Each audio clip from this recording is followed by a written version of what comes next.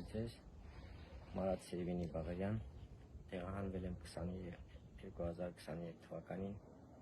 Ասկերանի շրջան գյուղ Խանաբադից, տեղափոխվել եմ Հայաստանի Հանրապետություն, ամուսնացել եմ Հայաստանի Հանրապետությունում, ապրում եմ այսպիսի բնակում, աշխատում եմ,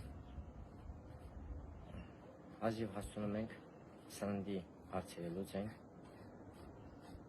իսկ ստանալիք սերտիֆիկատների հարցում իմ հասանելի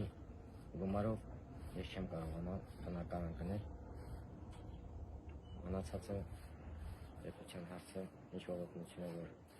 կմիջամտեն, շատ շնորհակալ կլինեմ։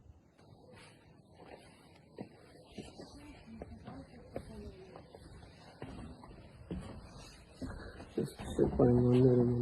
մարդիկ ապրում, երեխա ունեն,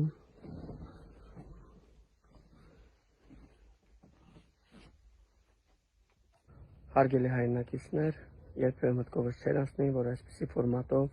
ստիպված եմ լինելու, բարձրաձայնելու, ինչպիսի իրավիճակներում են հայտնվել մեր հայրենակիցները։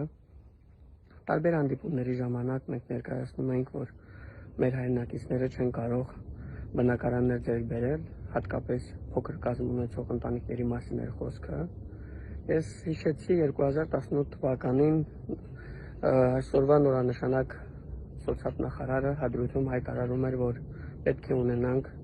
հզոր Արցախ, փաստացի նրանց վարած քաղաքականության